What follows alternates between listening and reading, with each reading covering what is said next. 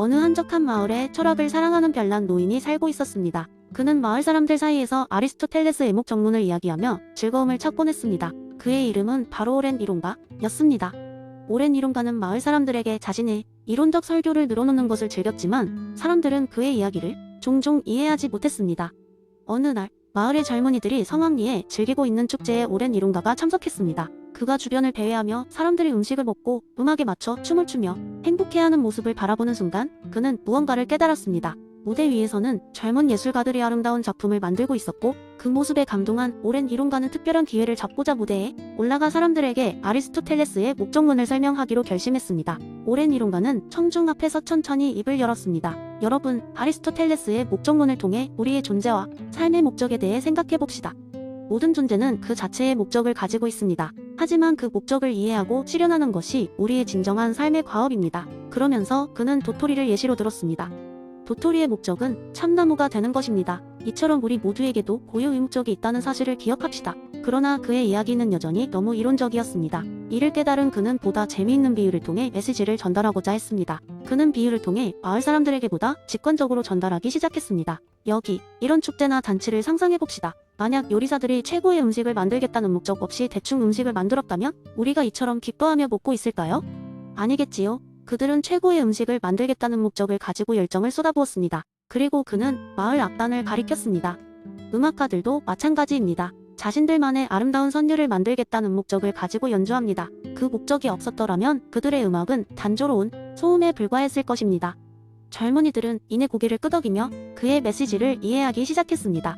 마지막으로 그는 가장 중요한 메시지를 전했습니다. 우리 각자가 가진 고유의 목적을 알아내고 그것을 이루어 나가는 것이야말로 삶의 진정한 행복을 찾는 길입니다. 아리스토텔레스가 말한 에우다이모니아는 바로 우리 자신을 완성해가는 과정을 통해 얻어질 수 있는 것이지요. 청중들은 박수를 보내며 오랜 이론가의 메시지에 감명받았습니다. 그날 이후 마을 사람들은 그의 이야기를 회상하며 각자 이 삶의 목적을 찾아가는 여정을 시작했습니다. 목적론의 개념은 더 이상 난해한 철학 이론이 아닌 삶 속에서 실천 가능한 가치로 자리 잡게 되었습니다. 여전히 오랜 이론가는 마을의 축제마다 등장해 사람들에게 삶의 목적과 의미를 이야기했지만 이제 사람들은 그의 이야기를 반기고 함께 웃고 대화하며 자신의 목적을 찾아가는 동료가 되어주었습니다. 그리고 그저 재미있는 썰로 들렸던 그의 이야기는 어느새 마을 사람들의 삶을 밝히는 지혜로운 가르침이 되었습니다. 두 번째 이야기, 어느 날 작은 마을에 사는 사람들이 모두 선호하는 것이라고는 도시락 하나였다. 이 도시락 가게는 마을에 유일하게 있으며 인근 지역에서도 그 맛과 양에 대해 소문이 나기 시작했다. 가게 주인 미스터 유는 매우 친절하고 부지런한 사람이었다. 그는 매일 아침 일찍 일어나 신선한 재료를 준비하고 손님들에게 최고 품질의 도시락을 제공했다. 하지만 사람이란 때로는 선의를 가지고 최선을 다해도 문제에 직면하기 마련이다. 어느 여름날 미스터 유는 자신의 가게에 새로운 메뉴를 추가하기로 결심했다. 대대적인 홍보와 함께 초신선 황금 연어 도시락을 출시한 것이다. 사람들은 그 소식을 듣고 가게 앞에 줄을 서기 시작했다. 이는 단연코 성공적인 하루였다. 그러나 문제는 그날 늦은 오후부터 시작되었다. 가게가 문을 닫기 30분 전 지역의 대형 회사에서 도시락 100개를 급하게 주문한 것이다. 미스터 유는 여러 가지 생각을 나누었다. 시간 내에 주문을 처리할 수 있을까? 모든 손님이 만족할 수 있을까? 이때 미스터 유는 존 스튜어트 밀의 공리주의를 떠올렸다. 그는 최대 다수의 최대 행복을 추구하는 것이 옳다고 믿었다. 따라서 그는 대형 회사의 주문을 받아들이기로 결정했다. 그래야 많은 사람들이 연어 도시락이 행복을 맛볼 수 있기 때문이다. 하지만 이는 단순한 문제가 아니었다. 다른 손님들이 이미 주문한 도시락을 포기해야 할지 고민이 된 것이다. 그는 즉시 상황을 파악하고 최상의 결정을 내리기 위해 노력했다. 손님 중에는 미스터 윤의 가게를 오랫동안 애용해온 단골들도 있었다. 그들에게 실망을 안겨줄 수 없다고 생각한 그는 가능한 모든 자원을 동원하여 주문을 처리했다. 남은 직원들과 함께 도시락을 포장하고 배달을 준비했다. 이날 미스터 윤은 공리주의에서 말하는 질적 쾌락의 중요성을 깨달았다. 단순히 다수의 요구만을 충족시키려 했다면 그는 질 낮은 서비스를 제공했을 것이다. 그러나 그는 질 높은 서비스를 제공하기 위해 최선을 다했다. 비록 그날 밤 늦게까지 일해야 했고 육체적으로 힘들었지만 미스터 윤은 모든 손님이 만족스러운 미소를 지으며 도시락을 받아가는 것을 보고 마음의 평화를 얻었다. 결국 미스터 윤의 결정은 옳았다. 사람들은 그의 정성과 노력에 감동하였고 그날의 분투는 고객들에게 긴 시간 동안 기억될 것이었다. 마을 사람들은 미스터 윤의 이 이야기를 오랫동안 전해 내려갔다. 그날 저녁 마을 사람들은 그의 노력 덕분에 한층 더 높은 질적 쾌락을 경험할 수 있었던 것이다. 이 이야기를 통해 미스터 유는 자신의 행동이 최대 다수의 최대 행복을 가져올 뿐 아니라 더 높은 질적 쾌락을 키울 수 있음을 깨달았다. 이는 미래 공리주의가 단순히 양적인 행복만이 아니라 질적인 행복 또한 중시해야 한다는 점을 재확인시켜주는 사례가 되었다. 세 번째 이야기. 옛날 옛적 그리스의 작은 마을에 소피아라는 이름의 젊은 철학자가 살고 있었습니다. 소피아는 플라톤의 이데아론을 깊이 연구하며 이론을 사람들에게 쉽게 설명하고자 하는 열망을 가지고 있었죠. 그녀는 이데아론의 개념을 이해할 수 있는 흥미로운 방법을 찾으려고 고민하고 있었습니다. 어느 날 소피아는 마을 광장에서 많은 사람들이 모여 있는 것을 보았습니다. 사람들이 둘러싸고 있는 곳에는 젊은 예술가가 나무를 깎아 멋진 조각상을 만들고 있었습니다. 소피아는 그 조각상 옆에 자리를 잡고 앉아 조각가의 작업을 유심히 관찰했습니다. 그리고 그녀는 이데아론을 설명할 완벽한 이야기가 떠올랐습니다. 소피아는 사람들의 이목을 끌기 위해 조각가의 허락을 받아 큰 소리로 이야기를 시작했습니다. 여러분, 이 조각상을 보세요. 그것은 단순히 나무 덩어리가 아닙니다. 우리의 눈앞에서 아름다움이 한 조각이 형성되고 있습니다. 소피아는 계속해서 말을 이어갔습니다. 이 조각상은 완성되면 의자의 모습을 띠겠지만 사실 이 의자는 진짜 의자가 아닙니다. 그것은 단지 의자의 이데아, 즉 완전한 의자의 본질을 모방한 것입니다. 여러분, 현실에서 우리가 보는 모든 것은 이러한 이데아의 그림자일 뿐입니다. 사람들은 소피아의 말에 흥미를 느끼며 귀를 기울였습니다.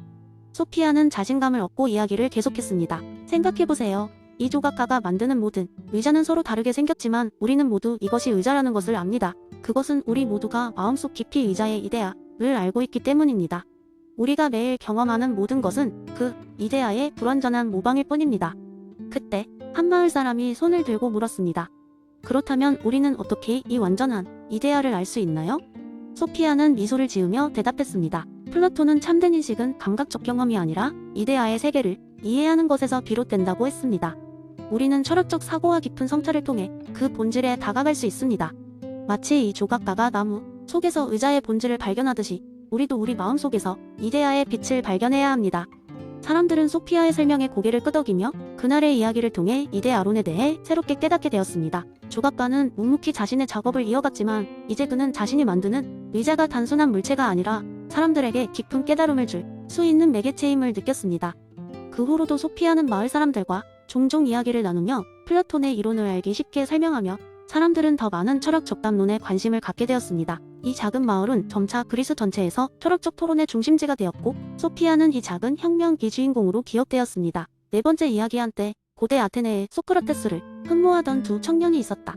그들의 이름은 알렉시우스와 파이드로스였다. 이 두 청년은 모두 자신이 세상의 모든 지식을 깨우쳤다고 믿었다. 알렉시우스는 수학과 과학에 능통했고 파이드로스는 철학과 시에 심취해 있었다. 그들은 매일같이 아고라 광장을 거닐며 철학적 토론을 벌였지만 결코 합의점에 도달하지 못했다.